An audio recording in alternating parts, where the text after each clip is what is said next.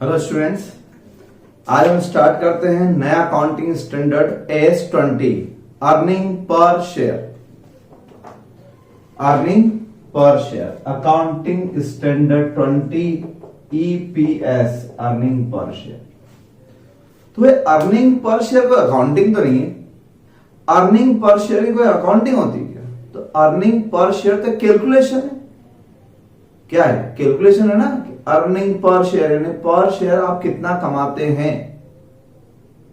तो ये एस हमको अकाउंटिंग नहीं सिखाएगा, ये एस हमको प्रोसीजर सिखाएगा, how to determine, how to calculate earning per share, जो आपने शायद कभी एफए में भी पढ़ी होगी। ठीक है, बट यहां अकाउंटिंग स्टैंडर्ड में जो स्पेसिफिक प्रोसीजर दी है उसी को फॉलो करना मैंडेटरी। तो अब जो कंपनी ईपीएस निकालती होगी उन सब के लिए AS20 मैंडेटरी है। हम स्टार्ट करते हैं नंबर 1 अपने नोट्स। थ्योरी अपने नोट्स से पढ़ेंगे, प्लस प्रैक्टिकल जितने इसमें होंगे वो पढ़ेंगे, और अलग से एक्स्ट्रा हम स्टडी मटेरियल में से करेंगे। तो this statement applies to all SMCs, मतलब small and medium size companies and non SMCs, यानी सारी कंपनीज पे अप्लाई होता है, चाहे वो छोटी कंपनी हो बड़ी company. Level 1, level 2, level 3 entities with some relaxation. तो लेवल 1, लेवल 2, लेवल 3 मतलब कंपनीज के अलावा भी कुछ एंटरप्राइजेस होते हैं, जैसे बड़े बड़े ट्रस्ट होते हैं, बड़े बड़े LLP से इस तरह। तो लेवल 1, लेवल 2, लेवल 3 बने हुए हैं, यानी बैंकिंग, इंश्योरेंस कंपनी, ऐसे बहुत सारी बातें हैं। खैर कुल मिला के ये एस लगभग सभी पर मैंडेटरी है। स्कोप ये कि this statement should be applied by enterprise whose equity shares or potential equity shares are listed and recognized in India। तो ये एस खास तौर से किस पर अप्लाई होगा? जो लिस्टेड कंपनीज है उन पर अप्लाई होगा। An enterprise which has neither equity shares nor potential equity share which are so listed but which disclose earning per share, यानी जो लिस्टेड नहीं है, ना उनके इक्विटी शेयर लिस्टेड है, ना उनके पोटेंशियल इक्विटी शेयर्स लिस्टेड है, बट फिर भी अगर वो ईपीएस निकालना चाहते हैं तो should calculate and disclose EPS in accordance with this standard. आप समझे आप बात को? तो those who are listed equity shares are listed or potential equity shares are listed. Potential equity shares क्या होते हैं अभी मैं बताऊंगा, श्रद्धा और सबूरी बनाए रखें। तो जिनके भी शेयर्स लिस्टेड हैं या पोटेंशियल इक्विटी शेयर्स लिस्टेड है उनको तो बनाना ही है ईपीएस, उनको तो मैंडेटरी है, उनको अर्निंग कैलकुलेट भी करना है और डिस्क्लोज भी करना है।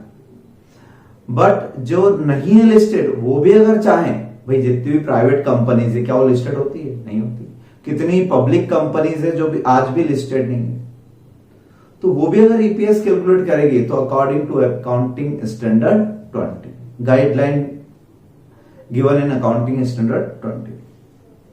Consolidated financial statement, the information required by statement should be presented on the basis of consolidated, यानी एक होल्डिंग कंपनी अपनी सारी सब्सिडरीज को मिला के कंसोलिडेटेड स्टेटमेंट प्रेजेंट करे। तो सेपरेट ईपीएस तो निकाला होगा, क्या कंसोलिडेटेड ईपीएस भी निकाल लें? तो कंसोलिडेटेड ईपीएस जो निकलेगा वो कंसोलिडेटेड अर्निंग पे निकलेगा। तो यही तो लिख रहे हैं वो कि presented on the basis of consolidated information, यानी सबकी सेल, सबकी परचेज, सबके एक्सपेंसेस, सबका नेट प्रॉफिट, तो टोटल के बेसिस पे निकलेगा। ठीक है। एस जब भी आते हैं तो उसमें कुछ न कुछ कंफ्यूजन भी हो सकता है, तो उसको क्लियर करने के लिए जैसे लॉ में क्लियरिफिकेशन, नोटिफिकेशन आते हैं, ऐसे यहां एस को इंटरप्रेट करने के लिए इंटरप्रिटेशन आते हैं, ASI। नंबर याद नहीं रखना। Every company which is required to give information under part 6 और पार्ट 4 और 6 टू कंपनीज एक्ट, अभी 1956 नहीं, अब तो आ गया part 3 schedule 3 of companies act 2013। तो यहां पर आप कट कर देना इसको, ठीक है। तो कुल मिला के इन्होंने यही कहा है कि वही वाली बात रिपीट की है कि जो भी रिकॉग्नाइज्ड स्टॉक एक्सचेंज पे लिस्टेड है उन सबको ईपीएस निकालना है अकॉर्डिंग टू S20। अब डेफिनेशन इक्विटी शेयर्स, कितनी शानदार डेफिनेशन दी है। अदर देन प्रेफरेंशियल, प्रेफरेंशियल क्या, which carry preferential rights as against capital and dividend. Financial instruments क्या होते हैं, तो financial instruments is any contract that gives raise to both financial asset of one enterprise and liability of or equity shares of another। मतलब ये कि मैंने उनको loan दिया तो ये मेरे लिए फाइनेंशियल एसेट हुई, फिर उनके लिए क्या हो गई, फाइनेंशियल लायबिलिटी। तो which gives rise, any transaction which gives rise one party to another party any financial obligation or financial asset, that is financial instrument, cash, contractual right वगैरह वगैरह। तो ये कुछ खास डेफिनेशन नहीं है, ठीक है। फाइनेंशियल लायबिलिटी भी तो छोड़ सकते हो। पोटेंशियल इक्विटी शेयर, बस इस पूरे पेज में अगर आपको पढ़ने लायक कोई चीज थी तो ये definition of potential equity share. Potential equity shares means, potential word आया मतलब कहीं ना कहीं उसमें गुंजाइश है कि वो इक्विटी में बदल सकता है, means convertible into equity in future. तो पोटेंशियलिटी देखते हैं उसमें। तो आपने सुना होगा convertible debentures, convertible preferential share. तो कन्वर्टेबल मतलब क्या, किस में कन्वर्ट होंगे, तो वो प्रेफरेंशियल शेयर्स इन फ्यूचर में रिडीम नहीं होंगे, पैसा नहीं मिलेगा उसके बदले में, उसके बदले में क्या हो जाएंगे, शेयर्स मिलेंगे। तो अगर आपकी कंपनी ने कन्वर्टेबल प्रेफरेंशियल शेयर्स इश्यू किए हैं, इट मींस ये आज प्रेफरेंशियल है बट इन फ्यूचर हमें इसका पैसा नहीं देना है, रिडम्पशन नहीं करना है, कन्वर्टेबल है इनटू इक्विटी शेयर्स। तो ये पोटेंशियल इक्विटी शेयर हो गया ना। तो जिसमें कन्वर्टेबिलिटी हो वो पोटेंशियल इक्विटी शेयर्स होंगे। तो क्या लिखा है, potential equity shares is financial instrument or other contract that entitle or may entitle its holder to equity. It is an instrument, क्या है ये, इंस्ट्रूमेंट है which gives right entitlement to convert into shares. तो ये entitlement मिल जाता है, ऐसा कोई इंस्ट्रूमेंट जो राइट देता है आपको to convert instrument into shares. For example share warrant, तो share warrant is entitlement to convert share warrant into shares. तो यह लिखा हुआ है example, debentures instrument or preferential shares that are convertible. तो कन्वर्टेबल प्रेफरेंशियल आ गए, कन्वर्टेबल डिबेंचर्स आ गए। शेयर वारंट, ये भी एक इंस्ट्रूमेंट है, फाइनेंशियल इंस्ट्रूमेंट है। इसका जो होल्डर होता है उसको राइट होता है कि वो इसके बदले में कंपनी की क्या ले ले, shares. Options including employees stock option plan, उसमें भी तो क्या है, वो ऑप्शन क्या है, वो राइट है उसका एम्प्लॉय का कि अगर वो वेस्टिंग कंडीशन फुलफिल कर देता है तो after completion of vesting period he is entitled to exercise his option. और exercise option means option converted into shares. वो अपने ऑप्शन के बदले में क्या ले लेगा, शेयर्स ले लेगा, ठीक है ना। तो वो सारे instrument, all financial instrument which gives raise entitlement to convert into shares are called potential equity shares, ठीक है। चौथा डी एक और अच्छा दे रखा है, shares which would be issued. Would be मतलब इश्यूड नहीं, ये सब भी कन्वर्ट नहीं हुए, अभी कन्वर्ट होंगे। अगर हो ही गए होते कन्वर्ट तो फिर इक्विटी शेयर ही बन जाते ना, फिर पोटेंशियल वर्ड क्यों लगाते। तो पोटेंशियल वर्ड लगा मतलब अभी इक्विटी नहीं है, इक्विटी में बदलेंगे। और ऐसे आगे भी, shares which would be issued upon satisfaction of certain conditions resulting from contractual arrangement, means shares till the date not issued but would be issued if certain conditions are satisfied or certain contingently issuable shares। क्या बोलते हैं इसको, कंटिंजेंटली, मतलब ऐसा होगा तो issue मानेंगे वरना नहीं मानेंगे। तो which may or may not issuable, that is contingently issuable shares such as acquisition of business or other asset or shares issuable under loan contract upon default payment of principal if the contract so provides. मतलब आपने कभी आज तक कहीं ऐसा सुना हो या देखा हो कोलेटरल सिक्योरिटीज के बारे में कि कि सपोज आपके पास इक्विटी शेयर कैपिटल है 10,000 शेयर्स ऑफ 10 ईच, 1,00,000 हो गए। ये तो इश्यूड है, ये तो पब्लिक में इश्यू हो चुके हैं, issued and subscribe paid up capital है, ये पेड अप है। अब आपने बैंक से एक लोन ले रखा है 5 लाख रुपए का, और इस लोन में सिक्योरिटी पता है क्या दी? वो टेंजिबल सिक्योरिटी दी होगी, मकान वो अलग बात। आपने सिक्योरिटी दे रखी है यहां पर 5,000 equity shares of 10 each in case of default. मतलब ये अनइश्यूड शेयर है। क्या है ये? Unissued shares. अभी ये शेयर्स इश्यूड किए हुए नहीं है, ये इसमें इंक्लूड नहीं, ये तो अलग है, तो पब्लिक को इश्यूड हुआ है। ये अनइश्यूड शेयर कैपिटल है, would be issued in case of default in payment of loan. मतलब अगर हम आपको 5 लाख रुपए देने से मना कर दें किसी कारण से बैंक वालों को, ठीक है, तो बैंक वाले इस शेयर्स को इश्यूड मान ले। क्या मान ले? इश्यूड मान ले। मतलब इस, तो हमने बैंक वालों को एक राइट दिया बाय एग्रीमेंट, हम कॉन्ट्रैक्ट किया कि in case of default in payment of loan the shares, unissued shares held as collateral security by bank can be converted into issued shares. क्या मान लिया जाए? Issued shares. ठीक है, तो मान लो हमने डिफॉल्ट किया। क्या मान लें? डिफॉल्ट किया, तो बैंक वालों ने इस अनइश्यूड शेयर्स को इश्यूड मान लिया बाय नोटिस।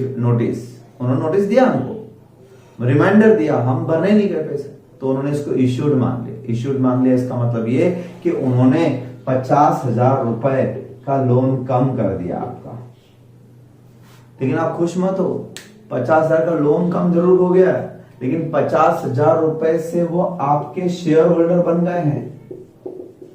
क्या बन गए? वो आपके शेयर होल्डर। यानी एक तरीके से उन्होंने इश्यूड मान लिया। तो बैंक वालों ने अपनी बुक्स में क्या एंट्री कर दी? बैंक वालों ने अपने बुक्स में एंट्री कर दी investment in X limited, debited 50,000 to loan. उनकी बुक्स में लोन असेट्स में लिखा होगा, एडवांसेस है ना, तो उन्होंने लोन क्रेडिट कर दिया, यानी लोन खत्म कर दिया, कम कर दिया। हम हमारे बुक्स में क्या एंट्री करेंगे? हमारे बुक्स में लोन लायबिलिटी है, तो हमने डेबिट कर दिया उसको, और टू इक्विटी शेयर कैपिटल।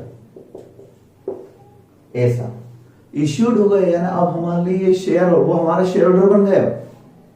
ये सोचो, वो हमारे शेयर होल्डर बन गए हैं, आपकी कंपनी में शेयर होल्डिंग हो गई उनकी, तो ये कहलाते हैं पोटेंशियल इक्विटी शेयर्स। तो सर जब शेयर इश्यू ही नहीं है तो इनको क्यों कंसिडर करेंगे? ये तो बोल रहे हैं कि ईपीएस इस पे भी निकालेंगे। तो इसलिए निकालना है ईपीएस कि आज आप ईपीएस 10,000 शेयर से निकालोगे, निकाला होगा ना कभी ईपीएस आपने? अर्निंग पर शेयर कैसे निकलेगी? Earning divided by number of shares. मान लो हमने 50,000 कमाए, तो डिवाइड बाय 10,000 शेयर, तो 5 रुपए अर्निंग कितनी? 5 rupees per share.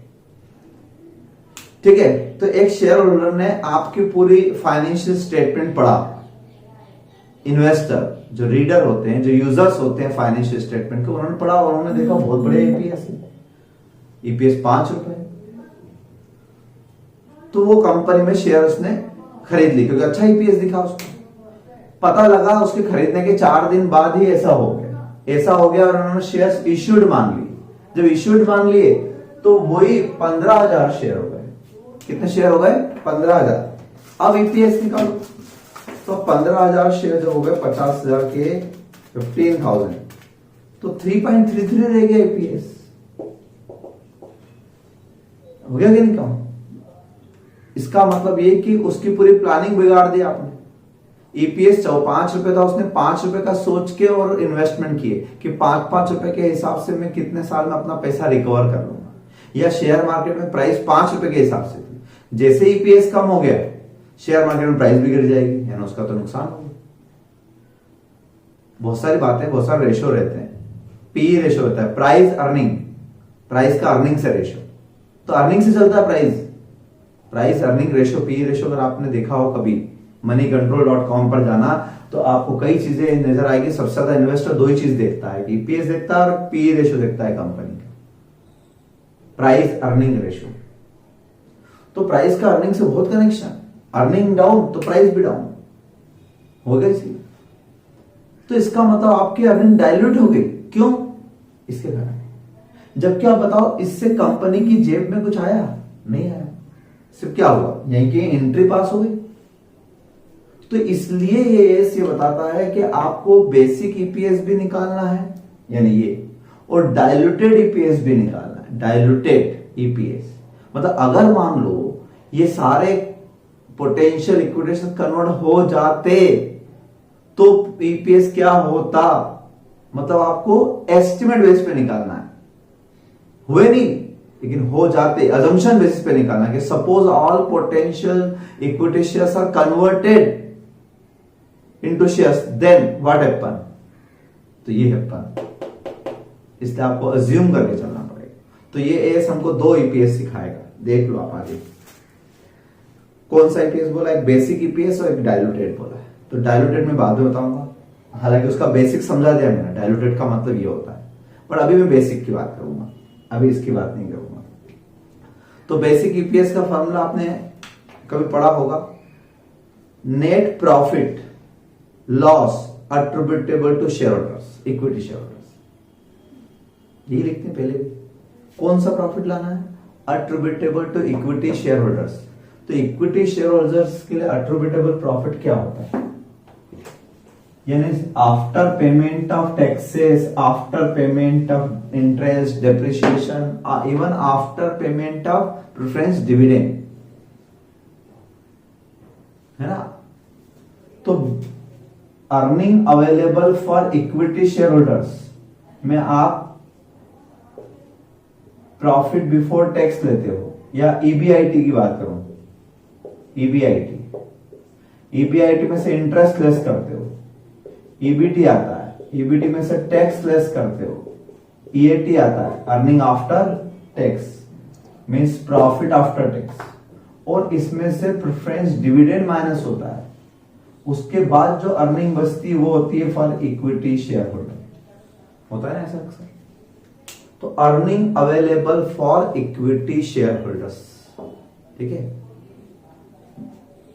Transfer to reserve नहीं, transfer to reserve transfer to reserve तो इसी में से होता है, इस पार्ट में से ट्रांसफर टू रिजर्व होता है। बट ये वो चीज आती है जो earning available to equity, earning distributed to equity नहीं, डिस्ट्रीब्यूटेड तो डिविडेंड हो जाएगा। तो अर्निंग अवेलेबल कितनी थी? 50,000 की अर्निंग थी इक्विटी वालों के लिए, उसमें से हमने 30,000 जनरल रिजर्व में ट्रांसफर कर दिए और 20,000 डिविडेंड बांट दिए। क्या बांट दी? डिविडेंड। तो जनरल रिजर्व भी अर्निंग का ही पार्ट होता है और वो भी इक्विटी होल्डर के लिए ही होता है अवेलेबल, पर वो फ्यूचर के लिए हम बचा के रख लेते हैं अलग से। तो मैं डीपीएस की बात नहीं कर रहा हूं, डिविडेंड नहीं निकालना है मुझे क्या निकालना है? अर्निंग निकालना है। इसलिए मैं एप्रोप्रिएशन की बात नहीं कर रहा हूं, मैं तो बात कर रहा हूं कि सब आउटसाइडर सभी को दे दो आप, फिर इंटरनल में प्रेफरेंशियल को भी दे दो, उसके बाद जो बचेगा वो इक्विटी का है। तो ये हो गई अर्निंग। और नेट प्रॉफिट ब्रैकेट में लॉस लिखा है, इसका मतलब ये कि पहला फॉर्मूला जो आपका बेसिक ईपीएस है ये नेगेटिव भी आ सकता है, यानी आपको नेगेटिव आए तो भी कैलकुलेट करना है, यानी माइनस में आ रहा है तो भी आपको कैलकुलेट करना है। ईपीएस माइनस में होता तो भी कैलकुलेट करता है, माइनस में लिखता है, क्या दिक्कत है इसको माइनस में लिखता है। तो नेट प्रॉफिट और loss attributable to equity divided by, अब वहां एफएम वगैरह में आपने सिंपल नंबर ऑफ शेयर से डिवाइड कर दिया होगा, लेकिन यहां वर्ड अलग लिखा है। यहां लिखा weighted average number of equity shares outstanding during the period, weighted average number of shares outstanding during the year, during the year में शेयर्स कितने टाइम आउटस्टैंडिंग रहा उसका वेट देना है। तो यहां पे साइड में लिख लो weight means time weight, time को वेट बोलेंगे हम, 2 महीने 4 महीने 8 महीने, तो 8 से इंटू 2 से इंटू 4 से इंटू ऐसे, तो वेट मींस टाइम, ठीक है। फॉर्मूला सुन लिया आपने। अब मैं डाइल्यूटेड के फॉर्मूले की भी बात नहीं करूंगा, अभी मैं सिर्फ बेसिक की बात कर रहा हूं। बेसिक ईपीएस में अपनी दो बात हो रही है, किसकी इसकी। ये हो गया अपना net profit loss attributable to equity share. यहां हम बात करेंगे weighted average number of equity shares, है ना। तो पहले इसको सीख लेते हैं, ये कैसे कैलकुलेट होगा। वैसे तो मैंने बता दिया आपको, बट कुछ पॉइंट नीचे अच्छे लिखे हैं। Net profit loss for the period attributable to equity shareholder should be the net profit loss for the period after deducting preference dividend and corporate dividend tax there to. DDT dividend distribution tax अगर है तो वो भी minus करना है।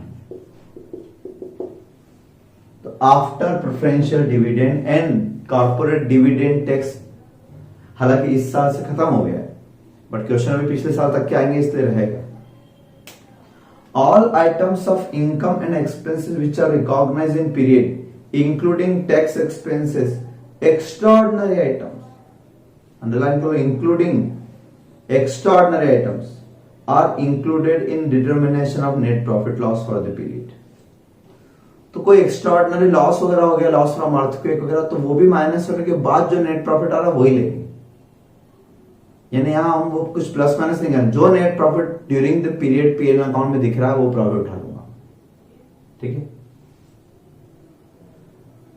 अगली बात, preference dividend की बात, माइनस करना है। लेकिन प्रेफरेंस डिविडेंड दो टाइप का होता है, आपने सुना होगा। कौन कौन से? एक होता है क्यूमुलेटिव प्रेफरेंशियल शेयर्स और एक होता है नॉन क्यूमुलेटिव। क्यूमुलेटिव का मतलब आप सब जानते हो, means if dividend can not be paid during any financial year, then dividend of that year accumulated in next year. If next year also not paid, then again accumulated. तो जब तक आप डिविडेंड नहीं दोगे, it is accumulated and payable at the time of liquidation. तो accumulate होगा, यानी lapse नहीं हो रहा। और नॉन क्यूमुलेटिव में क्या होता है? If 1 year's preference dividend can not be made due to inadequacy of profit नहीं है, रिसोर्स नहीं, कहां से बांटे, then the dividend of this year can not be accumulated in next year. यानी अगले साल आपको 2 साल का नहीं देना है, अगले साल के देना है। अगले साल भी नहीं दे पा रहे हैं तो ये लैप्स फिर अगले साल का देंगे, तो एक्यूमुलेट नहीं हो रहा है। तो फिर अब ऐसी कंडीशन में क्या कहा है इस एस में कहा है कि the amount of preferential dividend on non cumulative preferentials provided for in respect of period. तो नॉन क्यूमुलेटिव में क्या बोल रहे हैं? Provided in respect of the period. If word लगा लो, इफ प्रोवाइडेड। तो कब माइनस करना है? इफ प्रोवाइडेड के वहां लिख सकते हो if recorded in books of accounts. यानी बुक्स ऑफ अकाउंट्स में आपको कहीं एंट्री दिख रही है अगर कि PNL account debited to preferential dividend payable, मतलब रिकॉर्डेड है, तो आप माइनस करोगे। यानी कंपनी डिक्लेयर कर चुकी है, सीधी सी बात है। क्या कर सकती है? Declare, then it will be deductible. But cumulative में क्या लिख रहे हैं नीचे? Full amount of required preference dividend for cumulative preference shares for the period whether or not the dividend have been provided. मतलब whether or not dividend declared, books में declare हुआ या नहीं हुआ, बुक्स में लिखा हो या ना लिखा हो, आपको ईपीएस निकालने के लिए डिविडेंड माइनस करना ही है। क्यों करना है साहब?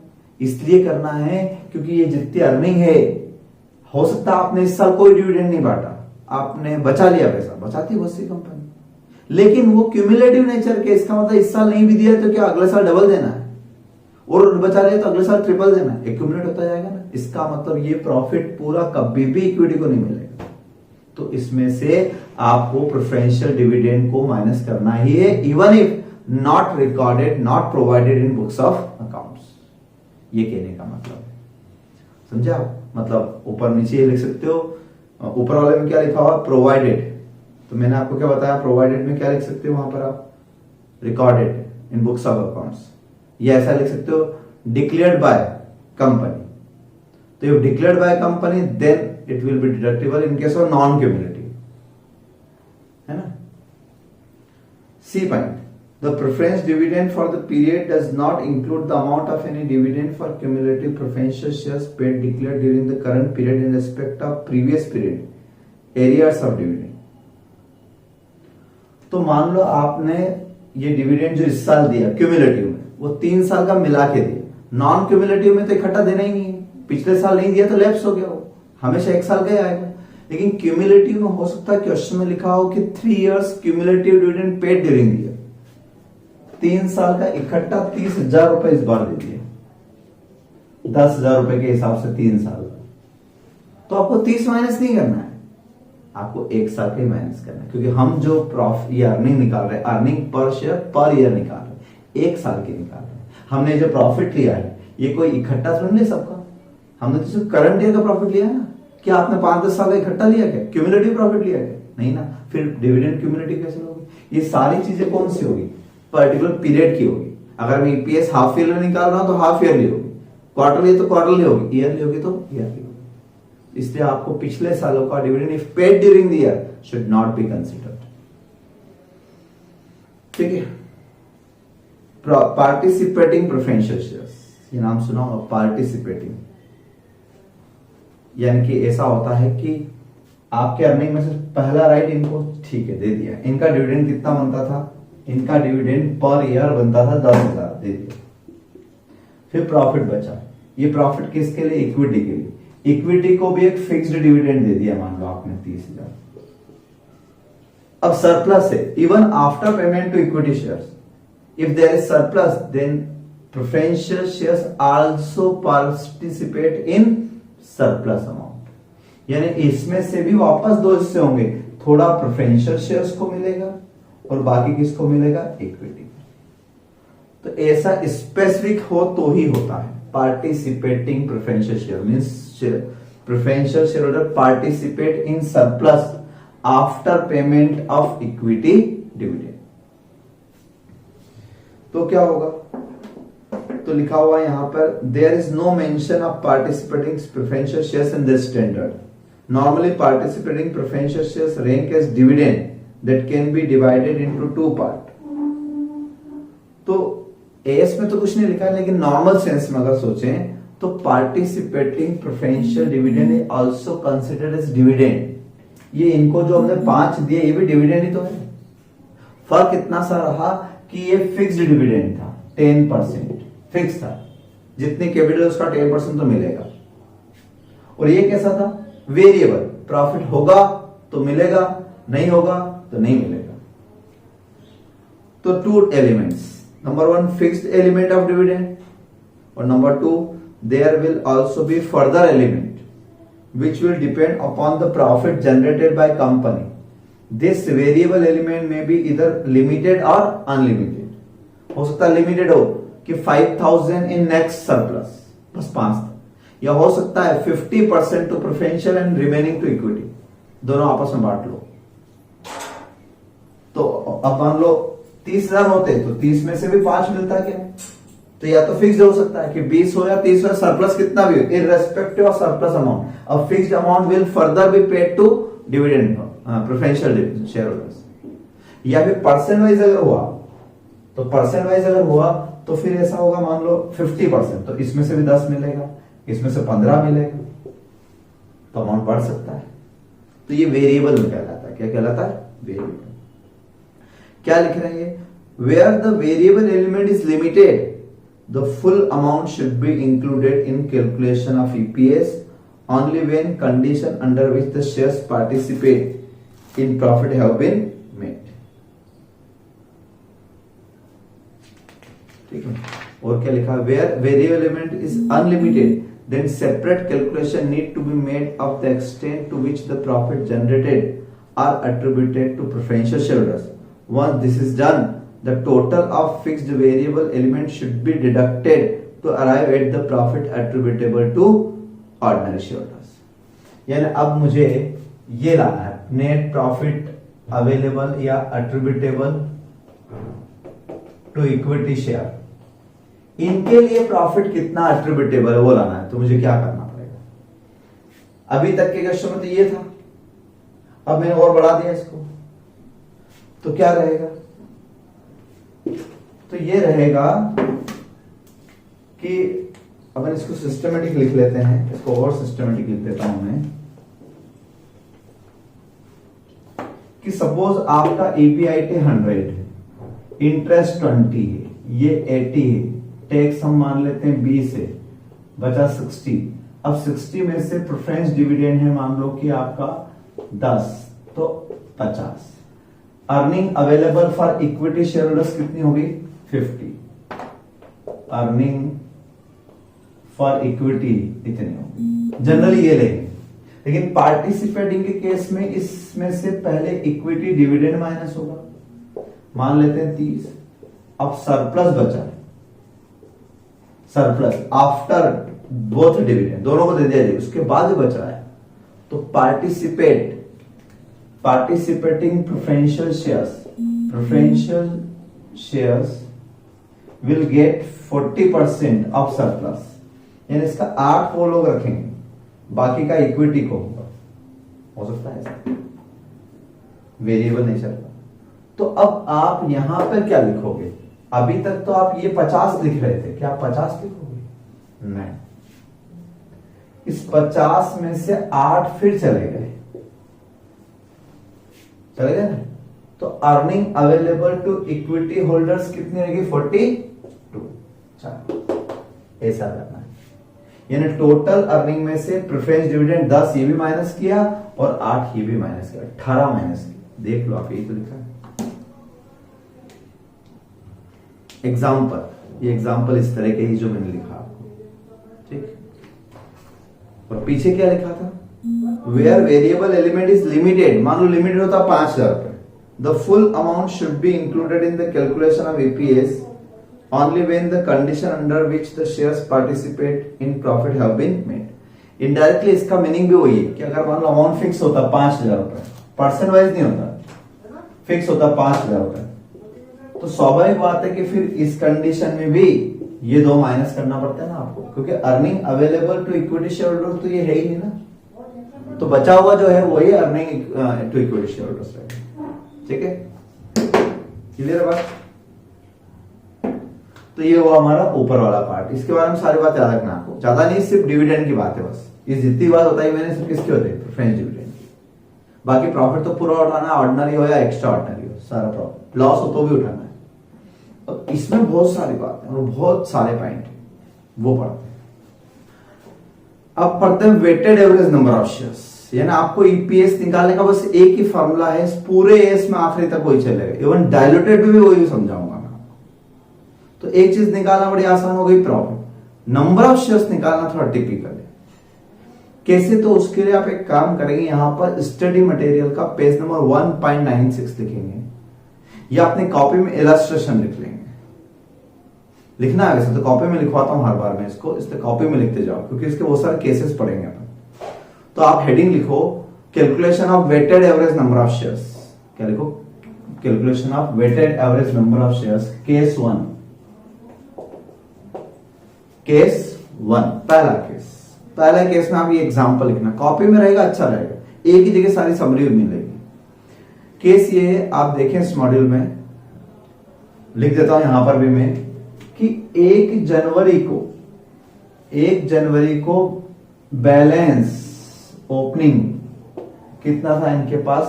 1800 शेयर्स थे। कितने शेयर्स थे? 1800 शेयर्स थे इनकी कंपनी में। 31 मई को इन्होंने इश्यूड कर दिए न्यू शेयर। कितने और इश्यू किए? 600 issued for cash consideration, means IPO लाई और 600 शेयर और इश्यू कर दिए। फिर क्या किया इन्होंने? फिर 1 नवंबर को इन्होंने बायबैक कर लिया। कितने शेयर्स का बायबैक कर लिया? 300 शेयर्स का बायबैक कर लिया इन्होंने। बस calculate weighted average number of shares लिखा होगा। इतना छोटा क्वेश्चन भी आ सकता है। अर्निंग नहीं दी, अर्निंग दी होती तो earning divide by number of shares, EPS भी निकाल देते, क्वेश्चन बहुत छोटा आएगा। अब weighted average number of shares का मतलब समझो, कंसेप्ट समझना कि वैसे तो अगर मैं 31 दिसंबर के दिन देखता हूं यानी क्लोजिंग, तो क्लोजिंग बैलेंस जो है आपके पास कितने शेयर्स नजर आ रहे हैं? 2100 शेयर, 2100 शेयर्स नजर आ रहे हैं ना। अगर मान लो मैं ये कहता कि इस ईयर के नेट प्रॉफिट आपका 50,000 रुपए और नंबर ऑफ शेयर्स से डिवाइड कर दें हम 2100 शेयर से। नॉर्मल वे में हम ऐसा करते थे रेशियो चैप्टर में या कहीं पर भी, तो earning divide by number of shares, ये अर्निंग पर शेयर आ जाएगा। लेकिन ऐसा करने का मतलब ये हुआ कि आपने 50,000 रुपए की जो अर्निंग थी, ये अर्निंग जो आपने 1 जनवरी से कमाई थी 31 दिसंबर तक, 1 जनवरी 19 मान लेते हैं, इस कैलेंडर ईयर में कमाई थी 50,000 रुपए, उसको आपने 2100 शेयर में बराबर बराबर बांट दिया। यानी पर शेयर, हर शेयर पे एक जैसा कमाया आपने। इसका मीनिंग तो ये हुआ। ठीक है, कैलकुलेट करके देख लेते हैं। चलिए, तो कितना बता रहे हैं? 50,000 डिवाइडेड बाय 2100, यानी पर शेयर 23 रुपीज। यानी पर शेयर इतने रुपए की अर्निंग आ रही है। तो क्या आप बताओ हर शेयर पे आपने इतना कमाया? लॉजिक सोचो। जबकि ये शेयर्स तो मई से आए, तो इन शेयर्स पे जो पैसा आया होगा उसको आपने मई में लगाया, 31 मई को बिजनेस में लगाया, फिर अर्निंग स्टार्ट हुई। तो ये वाले शेयर्स तो 31 मई को आए, तो इस पे अर्निंग तो इतने महीने की हुई होगी ना।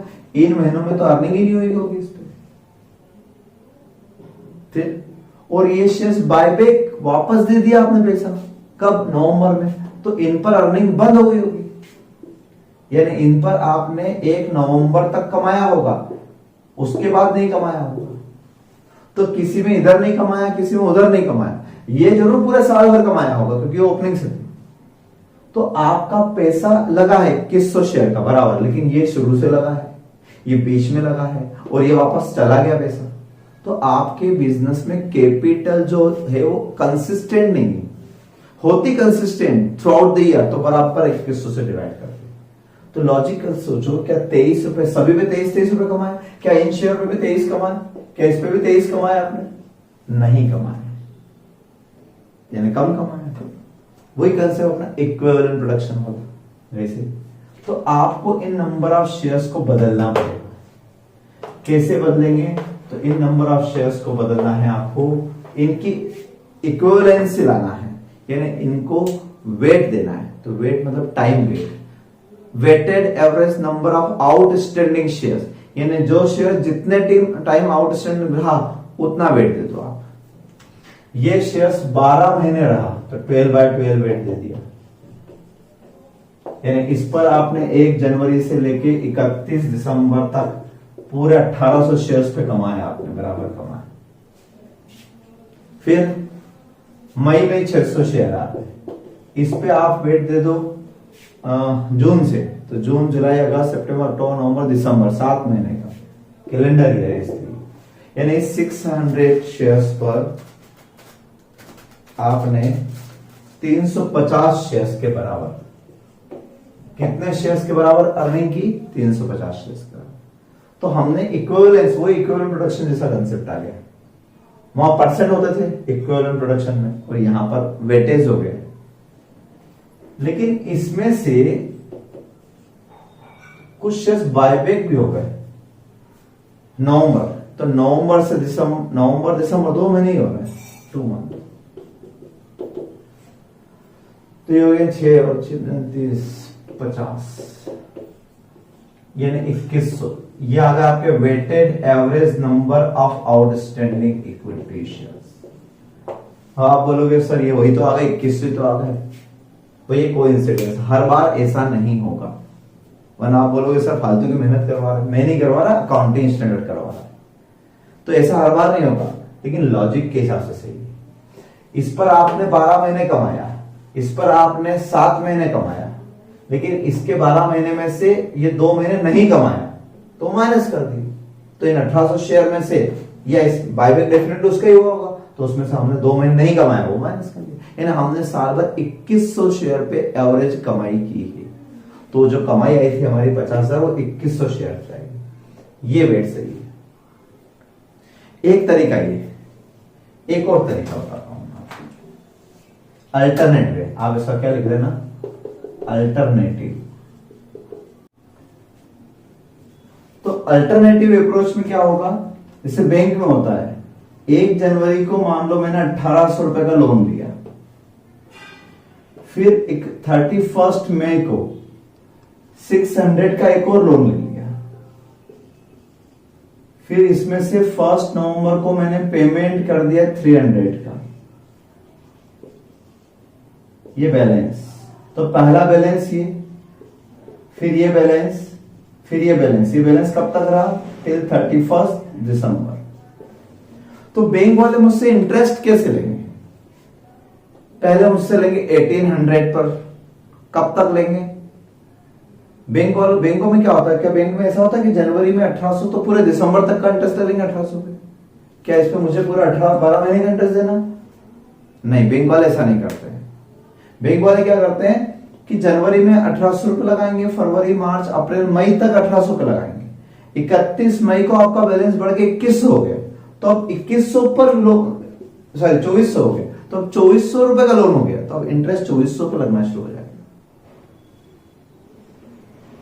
फिर मैं इस 2400 रुपए में से 1 नवंबर को पेमेंट करके आ गया 300 रुपए का, तो अब मुझे इंटरेस्ट इस पे देना है 2100 पे। होता है ना, पीरियडिक बैलेंस मेथड होती है, पीरियड वाइज बैलेंस घटता जाता है या बढ़ता जाता है, तो बैलेंस वाइज करता है। तो यहां पर मुझे लगेगा 1800 रुपए पे जनवरी, फरवरी, मार्च, अप्रैल, मई, 5 महीने का। तो इसको मैं वेट दूंगा 5/12। कितना दूंगा, डिवाइड बाय 12 इंटू 5/12, 750 शेयर। फिर इस पर वेट नहीं दूंगा, मुझे बैलेंस पर वेट देना है। अब मुझे 600 शेयर पे वेट नहीं देना है। 2400 का लोन है, समझ लो आप। ये 2400 रुपए का लोन 31 मई को है, ये कब तक रहा, ये नवंबर तक। यानी जब तक आप अगला ट्रांजेक्शन नहीं करते थे, डिपॉजिट या विड्रॉ, तब तक वो बैलेंस चलता था। तो अगला ट्रांजेक्शन कब हुआ, नवंबर में। तो जून, जुलाई, अगस्त, सितंबर, अक्टूबर, 5 महीने फ्री बैलेंस है 5/12। ठीक है, 2400 का 5/12, 1000 शेयर। फिर नवंबर में 300 का मैं पेमेंट करके आ गया, रीपेमेंट। तो मेरा लोन कम हो गया, 2100 रुपए का लोन हो गया। अब 2100 रुपए का लोन कब तक रहा ये बैलेंस, तो नवंबर और दिसंबर, 2 महीने, बस दिसंबर तक है, तो 2 मंथ। 2100 पर 2 मंथ का कर लेंगे, 2100 पर 350, तो ये कितने हो गए, 2100 शेयर्स। ये weighted average number of equity shares. Same answer आएगा, आंसर सेम आएगा, पर आप कंसेप्ट समझे, दोनों में फर्क क्या हुआ। इसमें हमने क्या किया, याद कैसे रखो, इसमें हमने हर बार पूरे जनवरी में से सीधे दिसंबर, 12 महीने में पहुंच गए, सीधे दिसंबर तक। तो मंथ ऐसे काउंट किए, जनवरी टू दिसंबर, मई टू दिसंबर, नवंबर टू दिसंबर, बार बार हमने वहां तक काउंट किया इस तरीके से। और यहां हमने क्या पीरियड वाइज किए, जनवरी से मई, मई से नवंबर, नवंबर से दिसंबर। तो दोनों में आपका देखो आंसर सेम आया। इसका मतलब ये हुआ कि कंसेप्ट कोई सा भी लगाओ, बात क्लियर होना चाहिए। ठीक है, तो ये हमने वेटेड एवरेज का एक पार्ट पढ़ा, ऐसे बहुत सारे केस हैं। तो आप पहले इसको करो, स्टडी मटेरियल में क्वेश्चन दिया भी है, और इस क्वेश्चन के नीचे की थ्योरी दे रखी है, जो अपने नोट्स में भी दे रखी है मैंने, तो नोट्स में से देखना। यानी नोट्स में मैंने जहां तक हमने पढ़ा उसके नीचे एक टेबल नजर आएगी कि अगर शेयर्स कैश में इश्यू किए हैं तो डेट कहां से ले। अब इन सब के लिए क्या चाहिए, डेट, पर्टिकुलर डेट चाहिए ना। तो शेयर्स में एप्लीकेशन की डेट लें कि अलॉटमेंट की डेट लें, क्या लें, उस डेट के लिए एक टेबल नजर आएगी नोट्स में, वो नोट्स की टेबल पढ़ना, फिर आगे का मैं समझाऊंगा। ठीक है, थैंक यू सो मच।